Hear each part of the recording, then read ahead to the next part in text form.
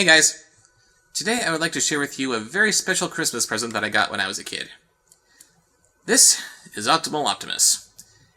And it was with this guy that I began my Transformers collection, and I have yet to complete it. As I've said in other reviews, the Transformers are very special to me. So for this, my 150th review, let's talk about the complete and utter piece of crap that is Transformers: Revenge of the Fallen.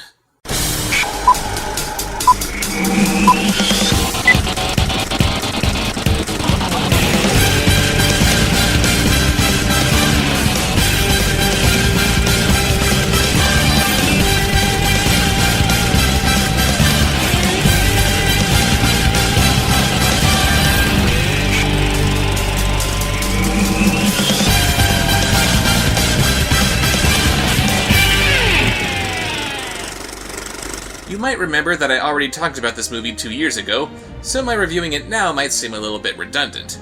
Bear in mind, the last time I talked about Transformers 2, it was about a short list of things I enjoyed about the movie, hopefully showing you all that I'm not hating it just to hate it. And sweet Jesus Chrysler, do I hate this movie!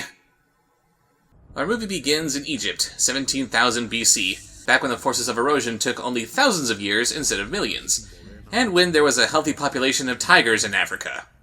You see a bunch of Transformers duking it out over something ultimately not important, because you'd think they'd be more concerned with securing the Allspark and ending the war! Or is the Allspark even on Earth at this point? The movie never gave us any time frame to reference. Oh yeah. We're not even past the prologue, and the movie is already up to its eyeballs in fail. We jump ahead a few thousand years to the twilight hours of 11 p.m. in Shanghai, where the soldiers from the last movie are rounding up rogue Decepticons. Any bad robot out there better get ready for an ass whooping. Hey, remember how Michael Bay didn't want Bumblebee to be a bug because he thought it would look stupid? Well, say hello to the 2 Autobots who turn into a beat-up old ice cream truck! You may also remember how Bay loves to showcase how the military operates.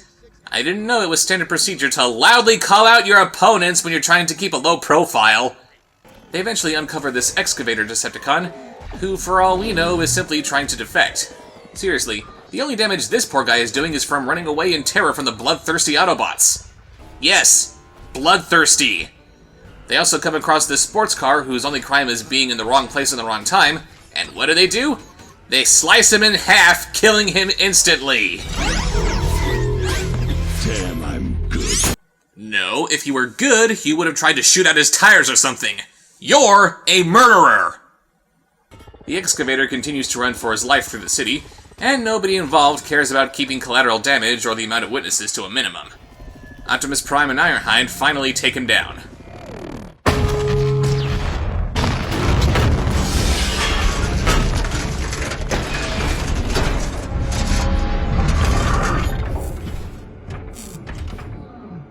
Punk-ass Decepticon. Any last words? Optimus Prime is supposed to value all life. You don't show that by having a fallen enemy bent over a barrel and then having him execute said enemy in cold blood. He tells Optimus that someone called the Fallen is coming, and rather than take him back to base to interrogate him further, Optimus needlessly puts a bullet into his head. How heroic. Now that that little bit with the giant space robots is out of the way, it's time to get to the real star of the Transformers franchise, Sam Everything Revolves Around Me Witwicky. He's going away to college, and his parents got themselves another male dog for Sam's Chihuahua to hump. I see a lot of that in college, too. Michael Bay thinks you're laughing at this. Michael Bay thinks that this is what you find funny. Michael Bay thinks you're an idiot. While Sam's mom is falling apart over him leaving, his dad has some fatherly wisdom to give him. Look, Michaela's the greatest, but you gotta give each other room to grow, okay? You're no different than any other couple your age. Megan Fox is widely considered to be one of the most attractive women in the world, and she's been with Sam for the last 2 years. Why are you suggesting that he go off to college and have as many flings as possible? Speak of the succubus, we then cut to Michaela's ass. If the rumors are true, Michael Bay apparently took this infamous shot looking at Megan Fox's shorts without her knowledge, and her disdain for Bay came as a shock to some people. while she and Sam talk on the phone about camshafts. Oh, I love it when you say camshafts. Whisper it to me. Camshafts. Sam notices a sliver of the Allspark that somehow got caught onto the hoodie he was wearing at the climax of the last movie. You remember how the Allspark randomly turned machines into homicidal robots? Apparently this tiny piece of the Allspark can do the exact same thing as the rest of the Allspark in its entirety. How does that work? Because it's alien tech and we're supposed to swallow it without any further explanation. Also, it downloads a bunch of information into Sam's head. Why does it do this now, but not before in the last 96 years since it was discovered? Because allegedly having 3 weeks to write a story means that all logic goes right out the window. Oh yeah, this movie was made during the infamous writer's strike of 2008, which Bay blames for the movie sucking like it does. Keep on watching and you'll see just how full of crap that idea is. After another pointless and completely disconnected shot of the dogs humping again, the kitchen bots begin destroying Sam's house. So Bumblebee bursts out of Sam's garage, completely oblivious to what's been happening, I guess, and Sam thanks him for saving his life. Get in the garage. No! I'm about to have a nervous breakdown. Just go in the garage quietly, please. Have I said that I hate Sam yet in this review? I haven't. Oh, well, I'm sorry. I should probably say that sometime then, shouldn't I? I hate Sam! The authorities come by to clean up the mess and not deal with any witnesses, because it's not like this kind of thing would attract some kind of attention or anything, and Sam passes the Allspark shard to Michaela for safekeeping. Why? Because... Oh, and you may remember how the friendship between Sam and Bumblebee was outlined in the last movie? A driver don't pick the car. The car pick the driver.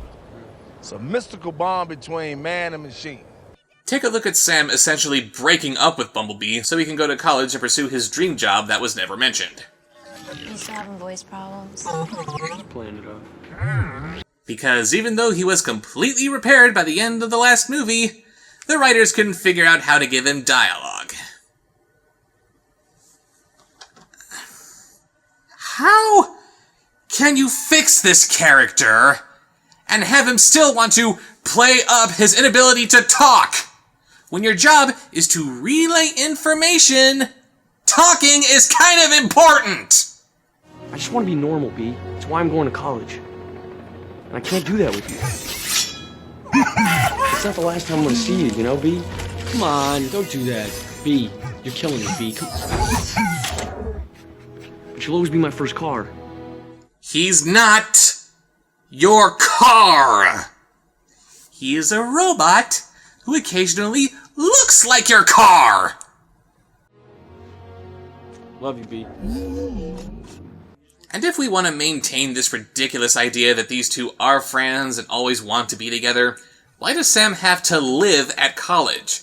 Why can't he stay with his parents and have Bumblebee drive him to college? They'd be spending more time together that way than what they'd be doing now with Bee just staying in Sam's garage all day. Speaking of speaking, take a listen to some of that stellar dialogue between our romantic leads.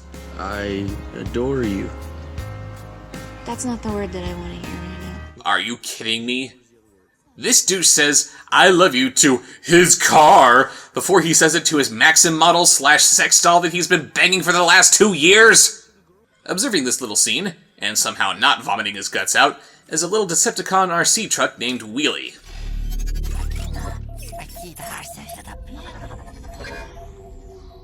This first line of dialogue suggests that he's a no-nonsense sort of robot. Receive orders, get the job done, boom, there you go. So then why does he sound like a miniature Joe Pesci through the rest of the movie? Oh, son of a bitch! What are you looking at, slobberpuss? Oh yeah, the terrible delivery, the bad casting, the ugly robot designs. Yeah, that's all because of the writer's strike. Soundwave acknowledges. Pursue her. Retrieve it. And here he is, fan favorite Soundwave, who was put on hold until the writers could do him right.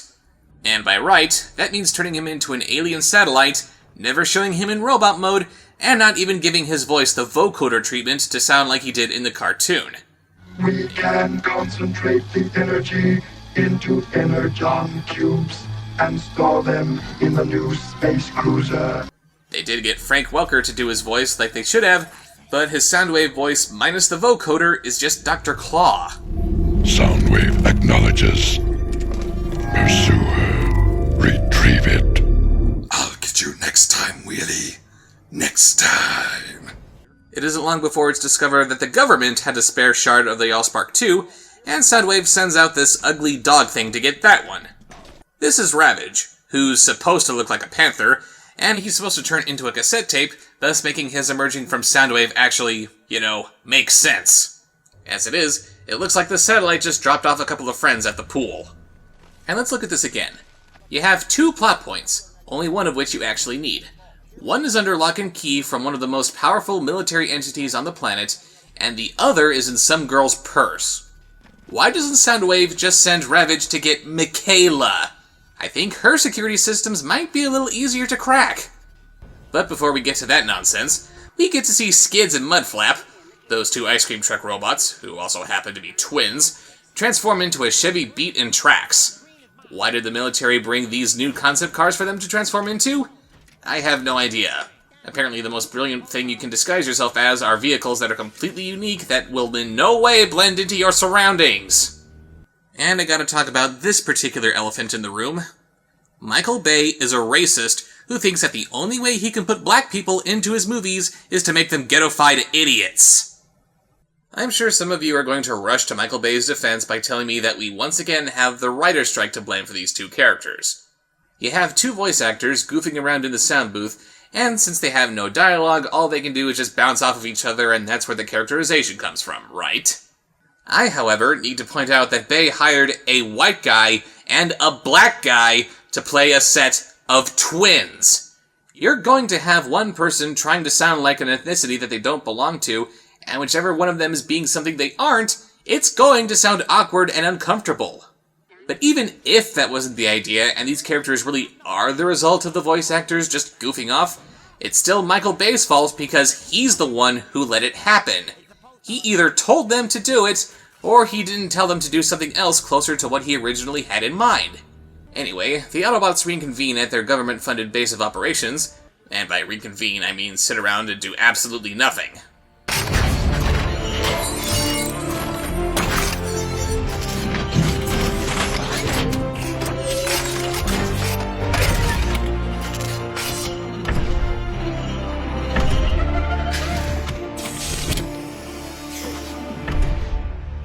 Gotta wonder. God made us in his image. Who made him? That is a very good question. Too bad that we already know the answer to the question of who made Optimus Prime is some magic box that came from space and the origin of which we'll never explore. Cliché McBureau here is pissed off by the Autobots blowing up everything in their path, which shouldn't be that big of a concern if they're able to simply cover up everything without a hitch. Yeah, that big climactic battle scene at the end of the first movie didn't happen. And he tells them that the government wants them to take their war off planet. Optimus tells him of how the Fallen might be on his way. Then we cut back to Sam adjusting to his new college life. Because that's what we want to see in a movie called Transformers, right? It's not like we're paying to see big, epic fight scenes between giant space robots. No, we want to see some douchebag meeting his alien conspiracy theorist douchebag doppelganger. Douchelganger? While his mom gets high on pot brownies.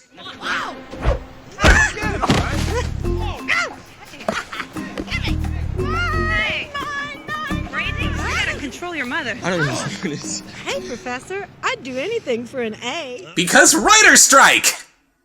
We later see Sam standing up his bizarrely devoted girlfriend so he can be pressured into attending a frat party that he has no desire to attend. Because if the first movie told us anything, it's how Sam is desperate to be liked by the cool kids. It's here that he meets Alice, a Decepticon disguised as a normal woman who is allegedly here because she's trying to find out what Cybertronian information Sam has in his head since touching the Allspark shard. But as I pointed out in my top 10 things I liked about this movie, that's complete bull. Alice was here before the Decepticons knew about Sam absorbing that information, and as near as we can tell, Alice just seems completely focused on her studies and maybe a little social interaction here and there. If she really wanted to get whatever information Sam may or may not have, I'm pretty sure she wouldn't be wasting her time by flirting with him. Bumblebee shows up on the front lawn from out of nowhere to get Sam because Optimus needs to see him. Hey, Bumblebee. You're a highly sophisticated robot, aren't you? Why don't you simply send Sam a text message telling him to meet you in the parking lot? Your friendship with Sam already establishes you as an idiot. You really have nothing to prove. The idiocy continues as Bumblebee lets Alice inside the car with him as he drives off with Sam. Shouldn't he be able to read her Decepticon energy signature or something? As it is, he simply thinks that she's a distraction that needs to be dealt with. So what does he do? The one thing that he does best, of course. He pees on her! Oh, God! Oh, it's in my mouth! Ah! Are you okay?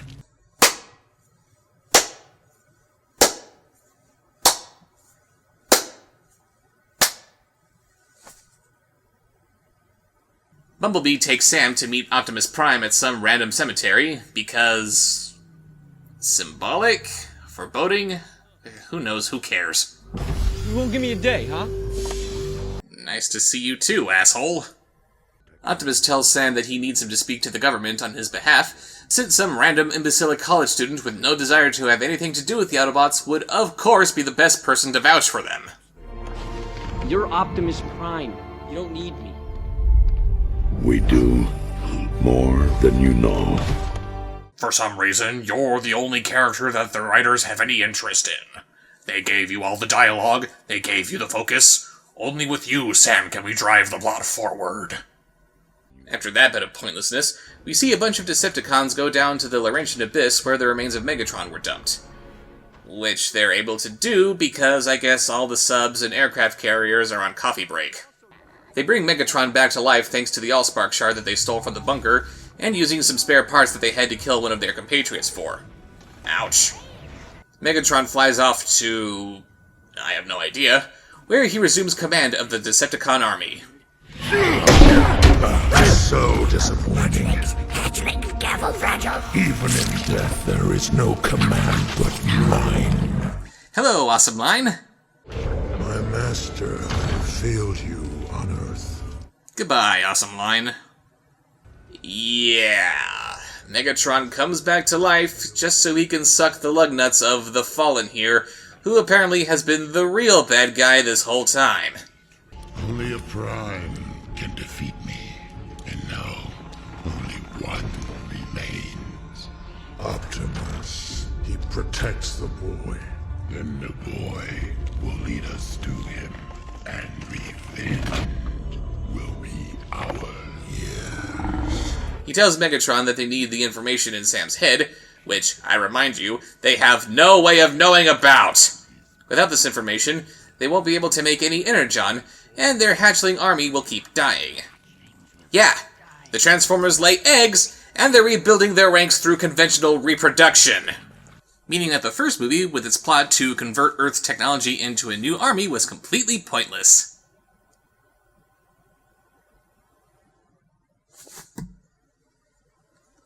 Oh, and the whole hunt for the Allspark in the first movie? That was there because Bay thought it would be stupid for the Transformers to try to gather Energon like they had done in almost every cartoon since their conception. So you ditch the most basic plot thread because you think it's been overdone, then go back to that plot thread as if it was always the most important thing for the Transformers to do? Michael Bay, man of integrity! After Sam has a psychotic episode in his astronomy class where he starts rambling off random Cybertronian astrophysics, we see that Wheelie is still stalking Mikaela for her Allspark shard. Why does he need that if Megatron is alive? Is it because he needs the information within it? Why couldn't he just get the info from the shard that brought Megatron to life? Sam calls Mikaela about his mental breakdown. Well, the one he had after touching the shard, I mean. And she flies the shard to him after capturing Wheelie and tossing him into a little box. Why doesn't she just run him over with her car or something? Oh, and of course you can smuggle a small robot through airport security. It's not like luggage is scanned for sharp metal objects or anything. Then for no reason, the Autobots are all converging on Sam's location. They don't know anything about what's going on with him. Apparently they can't leave their little island headquarters without clearance from the military, so what are they doing here? It would appear that several Decepticons are headed in Sam's direction too. Not that we actually see this, we need to be told this by some nameless Marine. Storytelling 101. Show! Don't tell! Before either team can catch up with Sam, Alice gets to him first.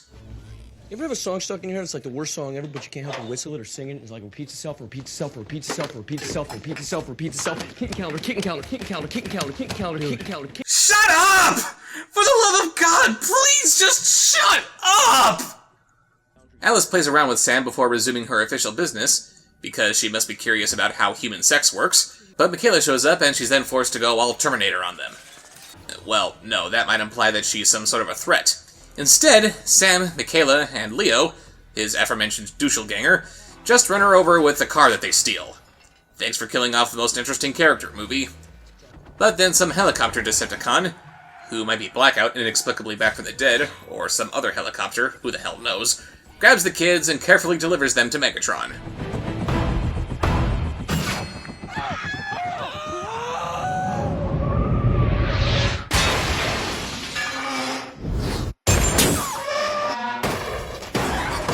Nice going there, Blackout. You just killed them all. Wait, why am I complaining? That's awesome, thank you. No, of course they're just fine, and Megatron proceeds to extract the information from Sam's head, which may or may not kill him. The Autobots show up and start kicking ass, but things take a dark turn when the Decepticons take the fight to the woods, which I guess are adjacent to whatever Ivy League major city Sam is going to college in. Sam, where are you? You're so weak.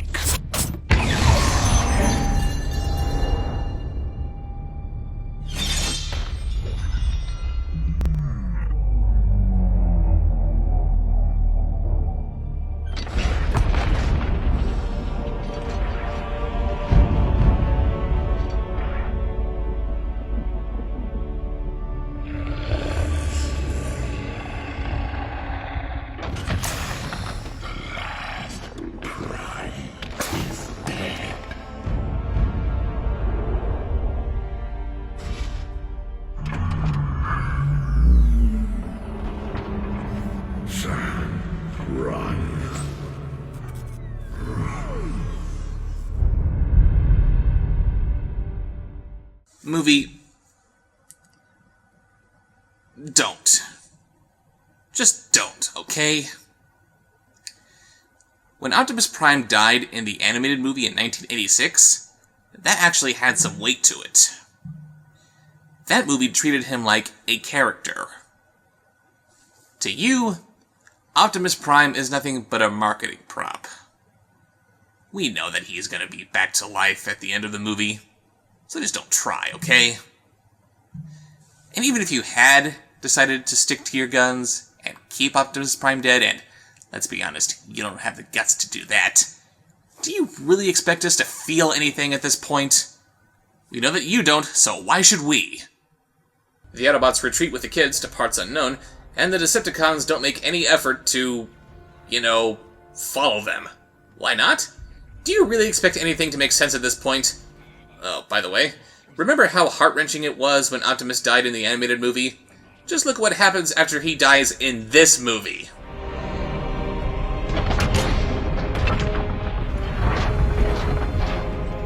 Nest team's deactivated, Major. You are to cease anti-Decepticon operations and return to Diego Garcia, pending further orders. No, we take our orders directly from Chairman Moore Showers. Well, I'll see your chairman of the Joint Chiefs of Staff, and I will raise you President of the United States. They just drop him like a sack of puppies, and Cliché McBureau tells the Autobots to piss off without even a mention of our fallen hero. If I could kick this movie in the balls, I would. Meanwhile, in Who the Hell Cares, Sam and his friends are hiding while the Fallen wreaks havoc all over the world until Sam gives himself up. Since it stands to reason that Sam is probably with the Autobots, it might be a good idea to seek out Autobot energy signatures, but I guess there being a writer's strike means that they couldn't afford such frivolous things like, thought or logic. Sam suggests that maybe he should turn himself in, but because that might actually be somewhat noble, he immediately forgets about it and tries to figure out for himself what the Fallen might be after. Hey, you know the glyphs? The symbols that have been rattling around in my head? Ooh, that's old school, yo. That's Cybertronian. Oh, that's some serious stuff right there. They gotta mean something, like a message, or like a map. Like a map to an energon source. Can you read this? Read? You see that? We don't really do much reading. Not so much. Get it? They're inner city robots, which means that they had a bad education growing up.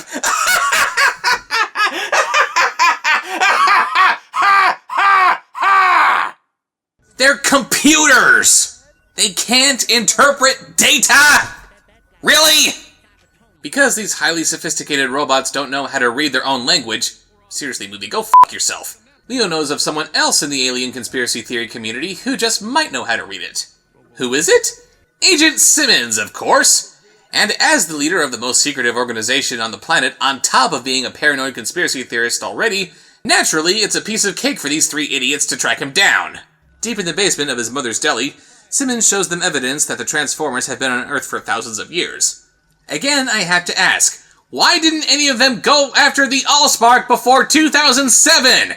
It was kind of important! Nobody can read the symbols in these photographs, but Wheelie somehow recognizes that these vehicles in the photos are actually Decepticons, called Seekers, and he plots out where they currently are. After some purebred idiocy to get past security at the Smithsonian Air and Space Museum, they find this old Blackbird Decepticon named Jetfire that they bring back to life thanks to the shard that Michaela had. They ask him about the symbols, which prompts him to change sides for no reason whatsoever, then teleport them all to Egypt, where it's apparently daytime instead of just after midnight like it should be, since they met Jetfire after the Smithsonian closed at 5:30. Or do we have the writer's strike to blame for nobody knowing how time zones work? So apparently this ancient Transformer has teleporting technology, but none of the modern Transformers have that ability. Brilliant thinking from the species of computers that decided to have only one copy of their culture's history. The only recorded history of our race was contained within the Allspark and lost with its destruction. Your computers! Back up your files! Somewhere buried in this desert, our ancestors built a great machine. It harvests energon by destroying suns. Destroy suns? You mean blow them up? Yes. You see, in the beginning there were 7 primes, our original leaders, and they set out into the universe seeking distant suns to harvest. The primes set out with one rule: never destroy a planet with life, until one of them tried to defy this rule, and his name forevermore was the Fallen. He despised the human race, and he wanted to kill you all by turning on that machine. The only way to activate it is with a legendary key called the Matrix of Leadership.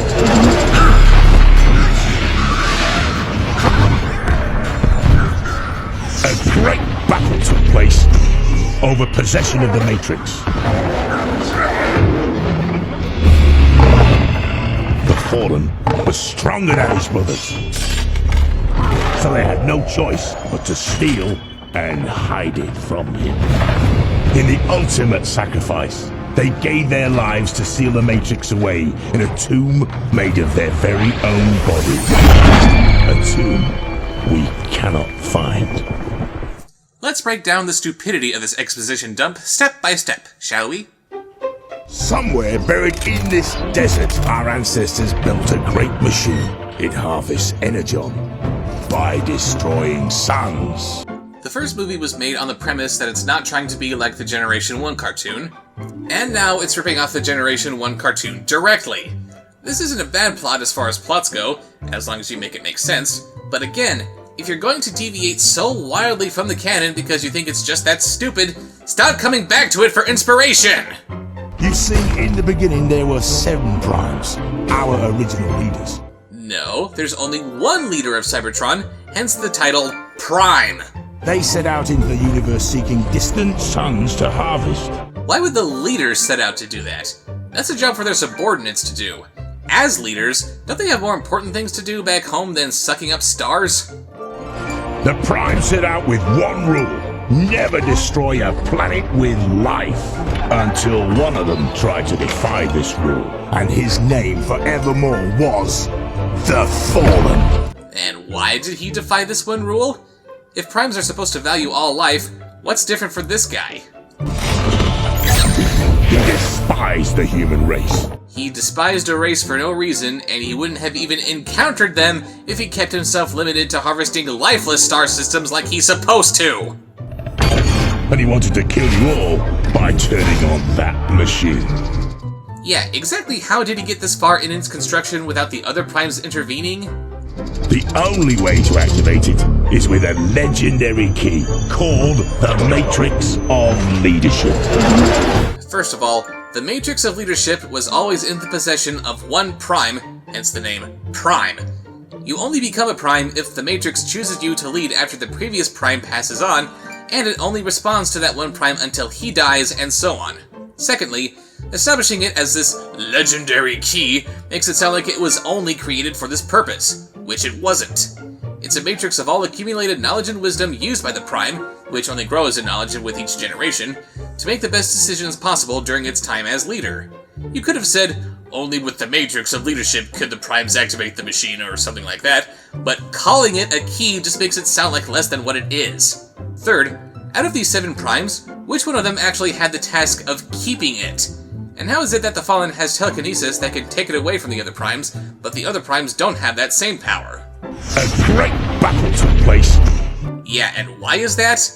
Are all these robots simply drones under the Fallen's command? Or are they Autobots that the Fallen convinced to come to his line of reasoning and destroy the Earth? And for that matter, why are these Transformers even fighting each other in the first place? Why don't the armies of the other 6 Primes just blast the hell out of the machine and be done with it?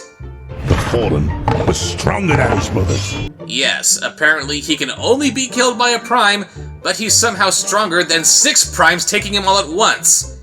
And if only a Prime can kill the Fallen, how does the Fallen survive 2 Primes' spears being impaled through his chest, while Optimus Prime, who in turn should only be able to be killed by another Prime himself, is killed by 1 impaling from Megatron? Why is Megatron still following the Fallen's orders if he's clearly more powerful than any Prime? They had no choice but to steal and hide it from him. And how are they supposed to do that if the Fallen is stronger than all of them, and he can easily pluck the Matrix away from them? In the ultimate sacrifice, they gave their lives to seal the Matrix away in a tomb made of their very own bodies. A tomb we cannot find. So, these wise and mighty leaders of Cybertron all came to the conclusion that the best thing they could do is to kill themselves without naming any kind of successor, and seal away the Matrix, which is supposed to be a culmination of knowledge and wisdom for the bearer, for eternity, thus dooming their race from energon starvation and political unrest. Why does this movie insist on lapping itself in sheer levels of stupid? And to make it even more confusing, there are only 7 established Primes at this time. 6 are now dead, and the remaining 7th has been hiding for millennia. Where the hell did Optimus Prime even come from if there were no other Primes from which he could descend? You know, there was a time when I thought that the Armada cartoon would be the stupidest thing connected to the Transformers that I'd ever see. I want to go back to that sweet, innocent time. Sam thinks that if they can find the Matrix, they might be able to use it to bring Optimus back to life so that he can defeat the Fallen, and Jetfire suggests that they follow the symbols that Sam etched into the ground in this earlier scene. When dawn alights the dagger's tip, 3 kings will reveal the doorway. I've already covered how nonsensical that riddle is in my top 10 video, so instead of sounding like a broken record, I suggest you just check it out here. Jetfire goes off to, I don't know, do old people things, while it's up to Sam and company to find the Matrix. Soundwave spots Sam at a routine checkpoint, and the Decepticons mobilize to take him down. I'm curious as to why no one else is doing the same. Did everyone just forget that their world is going to end unless they give Sam over to the Decepticons? I would like to remind you that we live in a world where the Dark Knight exists. If Coleman Reese isn't dead in 60 minutes, then I blow up a hospital. Subsequently, all of Gotham went crazy with fear. In this movie, however, a giant alien monster threatens to destroy the entire planet, and everyone just kind of forgets about it. Because writers strike! They finally get to the Great Temple of Petra, which I guess is having a really slow day, well with it being one of Jordan's most popular tourist spots, and they find the Matrix inside. But le gasp! It turns into dust! Sam collects the dust because he believes in something. Do you really care? They run back to Egypt on foot, which of course they can do, because the movie thinks you're so stupid that you're not going to be able to tell the difference between one Middle Eastern country and another, even though they've established that they're going to different Middle Eastern countries for the last half hour now. We finally come to the never-ending climactic battle scene that always takes way too long in these movies, where we see Devastator make the scene. There is nothing cooler than a bunch of Transformers combining into one bigger Transformer, and he looks like an ugly bulldog thing. And he does absolutely nothing. He just sucks up some sand and breaks apart one of the Great Pyramids of Giza because the Energon harvesting machine is inside it. Because the ancient Egyptians thought that this would be the best place to bury their pharaoh, I guess. I am directly below enemy scrotum. Here's a fun bit of trivia for you.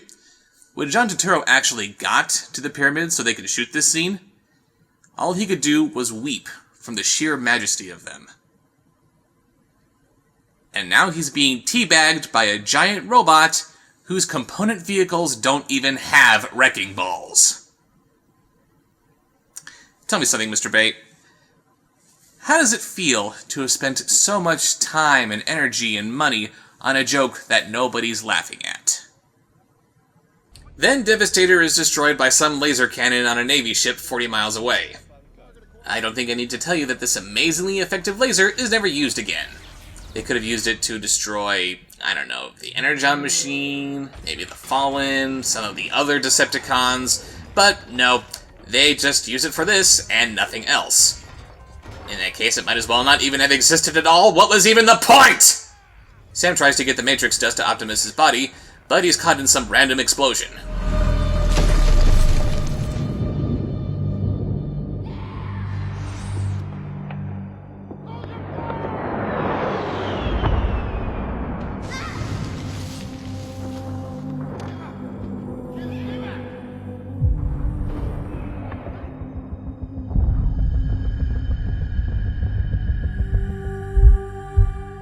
Oh, bless your heart, movie.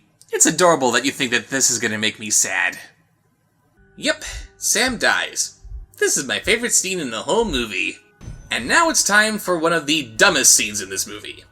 Sam's spirit goes to robot heaven. Too many people complain about this, but they're complaining about it for all the wrong reasons. They think it's a stupid concept, but according to Transformers mythology, it's a very real place. Whenever a Transformer spark dies, it joins the Matrix to become a part of the collective that is the Allspark. Let his spark join the Matrix, the greatest of Cybertron. No, what's stupid about this is that Sam, a human being, has joined the Matrix. Just a reminder, a person's soul or consciousness, spirit, or whatever you want to call it, is not the same thing as a Transformer spark. The matrix of leadership is not found. It is earned. If the Matrix can only be earned, then what was the point of you killing yourself to hide it from the Fallen? Or did he earn it by trying to destroy the Earth? Oh, and get a load of why Sam was sent to the Matrix. Return now to Optimus. Merge the Matrix with his spark. It is, and always has been, your destiny.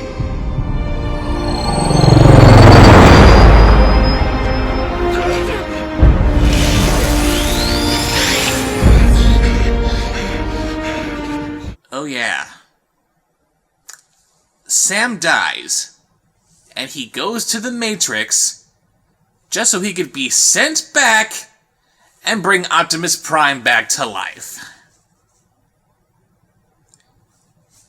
If it's the Matrix's will that Optimus Prime should live, why didn't they just bring him back to life as soon as he died in the first place?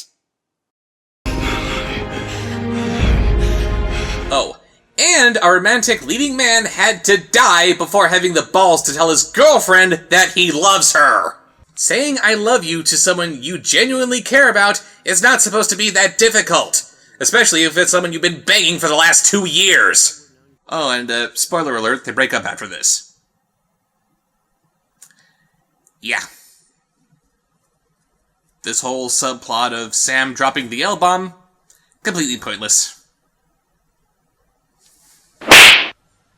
Sam brings Optimus back to life with the Matrix, Jetfire shows up from out of nowhere and throws his parts at him to make him more badass and stuff, and he takes out the Fallen and Megatron in a matter of seconds. Give me your faith. Freedom is the right of all sentient beings. Allow me to free you from your body parts. So yeah, the Decepticons are defeated, Megatron runs away with only half a head, everyone conveniently forgets about all this carnage when the third movie rolls around, and Sam and Michaela lived happily ever after until a few months from now when they broke up for reasons never addressed. Our races, united by a history long forgotten, and a future we shall face together. I am Optimus Prime, and I send this message so that our pasts will always be remembered. At least until the next movie, where we'll conveniently forget everything that came before so we can continue making up crap as we go along.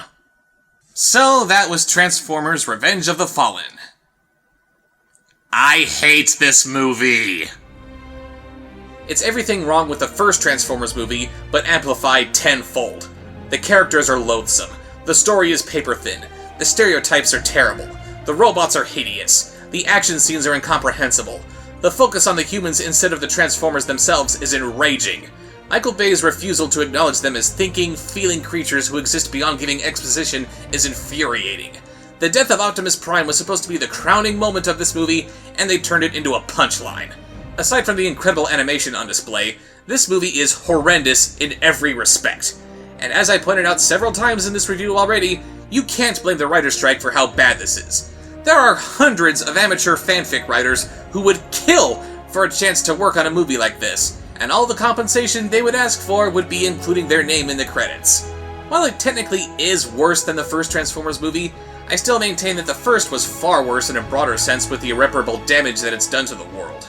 We still have it so that every other movie that varies wildly from its source material is beaten into the dirt, but Michael Bay somehow convinced the world that it's okay to simply not care as far as these movies are concerned.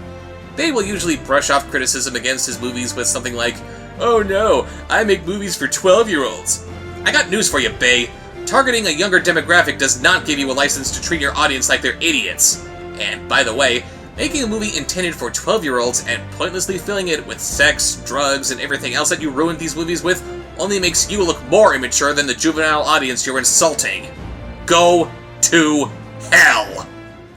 At the end of the day, if you're going to entertain, you need to put actual effort into it.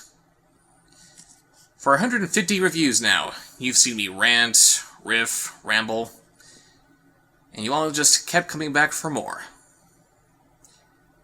Doing this show has never been an easy task. But with fans like you, I know that I'm always going to give you the effort, to give you the absolute best in entertainment, because you all deserve it. Here's to the next 150 reviews, and here's to the best audience that a guy like me could ask for.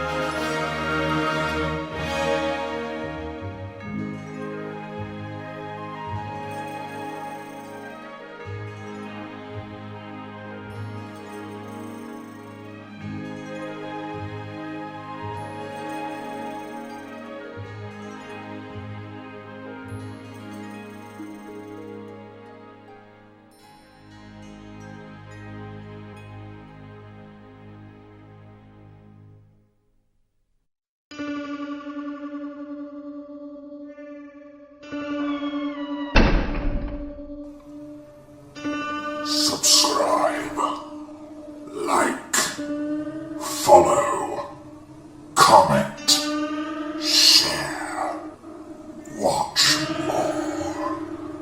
more, more.